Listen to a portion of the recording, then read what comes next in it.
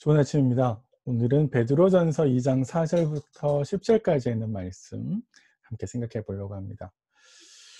지난 시간에 저희가 함께 살펴볼 것은 독자들이 힘쓰고 애써야 될 점이 무엇인가 생각했습니다. 거룩한 행실을 해야 된다라고 베드로가 이야기했고요. 더 나아가서 공동체 내부적으로는 서로 사랑해야 됩니다라고 권면을 했는데요. 오늘 말씀은 이런 독자들의 겉면을 뒷받침해 줄 수 있는 독자들의 정체성에 대해서 이야기하고요.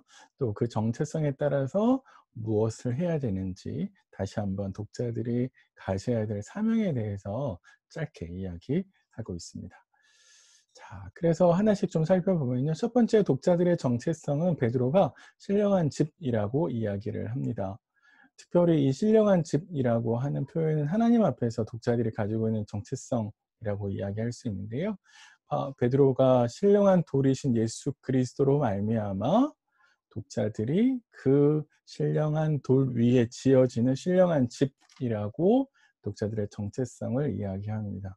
저희가 주목해야 될 건 뭐냐면 바로 예수님과의 관계 속에서 독자들의 정체성이 정의되어지고 있다라고 하는 점입니다. 그러니까 예수님과의 관계를 떠나서는 사실 신자의 정체성을 이야기할 수 없죠.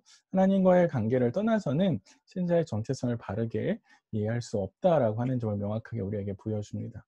이런 정체성을 가지고 독자들은 무엇을 해야 되느냐라고 하면 신령한 집에서 거룩한 제사장으로서 거룩한 삶의 예배를 드려야 됩니다라고 독자들이 해야 될 일을 이야기해 주고 있습니다.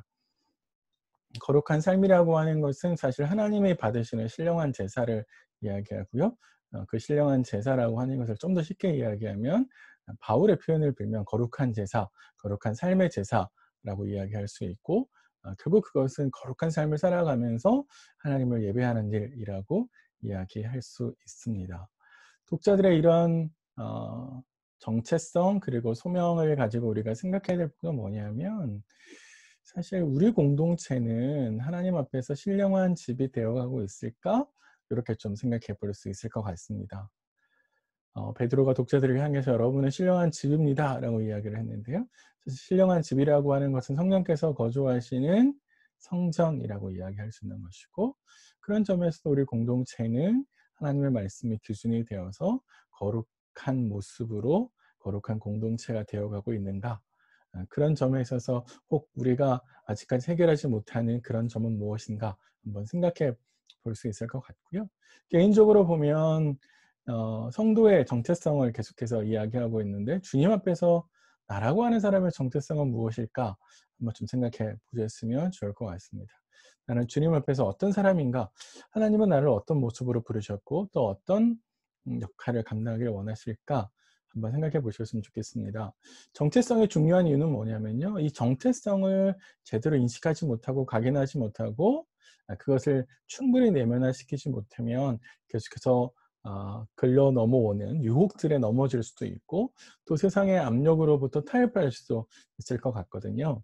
더 나아가서 베드로가 계속 이야기하고 있는 고난에 그것이 우리 시대의 모습으로는 경제적인 것으로 혹은 관계적인 것으로 혹은 자녀의 문제로 혹은 직장의 문제로 다양한 형태로 고난의 모습이 올 수 있는데 그때 내가 하나님의 백성답게 행동하지 못할 수 있다라고 하는 점을 좀 생각해 보셨으면 좋겠습니다. 더 나아가서요. 내가 하나님 앞에서 신령한 집이고 거룩한 제사를 드리는 제사장이라면 사실 내 안에 흠이 있는 것은 없어야 되겠죠.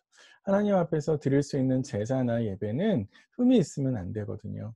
그런 면에 있어서 내 삶에서 하나님께서 문제 삼으실 만한 것은 없을까? 혹 지금 주님이 내 삶에 오셔서 보신다면 어떤 걸 문제 삼으실까요? 가장 좀 급하게 좀 우선순위로 좀 처리해야 될 문제는 없는지 한번 생각해 보셨으면 좋겠습니다. 두 번째 독자들의 정체성은요. 2장 9절 10절에 이렇게 나와 있는데요. 이렇게 이야기해요. 택하신 족속, 왕 같은 제사장, 거룩한 나라 이렇게 이야기를 합니다. 첫 번째 하나님 앞에서 신령한 집이라고 정체성을 내렸다면 이 두 번째 정체성은 아마도 세상 앞에서 세상과 관련해서 독자들이 가져야 될 정체성을 이야기하는 것 같아요. 이거는 이사야의 말씀과 출애굽기 19장에 있는 말씀을 그대로 가지고 온 것인데, 사실 하나님께서 이스라엘을 부르셨을 때 그들을 부르신 모습과 똑같죠. 특별히 왕 같은 제사장, 택하신 족속, 거룩한 나라라고 하는 것은 이스라엘을 부르셨을 때 그들을 부른 내용과 아주 동일합니다. 이런 점에 있어서 생각해 보면 사실 하나님께서 이스라엘을 통해서 온 세상을 구원하려고 하셨는데, 바로 그러한 소명이 독자들에게 똑같이 있다라고 하는 것을 부각시키기 위해서 이런 동일한 표현을 베드로가 쓴 것처럼 보입니다. 그래서 독자들의 소명은 사실 쉽게 말하면 하나님을 증거하는 것이죠. 하나님을 증거하는 통로가 되는 것입니다. 그래서 세상에 하나님을 증거하고 알리는 것, 이스라엘을 통해서 하나님께서 세상을 구원하려고 하셨듯이 오늘 택함 받은 그리스도인들을 통해서 하나님 세상을 구원하려고 하시죠. 바로 그 하나님의 구원의 통로, 혹은 하나님의 복음의 통로, 하나님의 사랑의 통로가 바로 오늘 그리스도인들이 해야 될 소명이라고 이야기할 수 있습니다. 이런 점에 있어서 우리가 생각해 볼 점이 있는데요. 우리 독자들의 정체성을 따라서 소명을 이야기하고 있는데, 가정과 직장, 혹은 신자들과 비신자들 사이에서 내가 하나님의 통로가 되고 있을까? 하나님의 뜻이 나로 하여금 내 가정, 직장, 공동체 안에서 적절하게 이루어지고 있을까? 내가 하나님께 쓰임받고 있는 걸까? 한번 생각해 보시면 좋겠는데, 특별히 뭘 생각해 보시면 좋을 것 같으냐면, 나로 인해서 사람들이 하나님을 알아가고 있나? 혹은 하나님을 알려고 애를 쓸까? 복음에 관심을 가지게 될까? 혹은 복음을 들으려 할까? 나를 통해서 내가 그런 역할을 잘 감당하고 있는지, 이런 질문을 스스로에게 던져볼 필요가 있고요.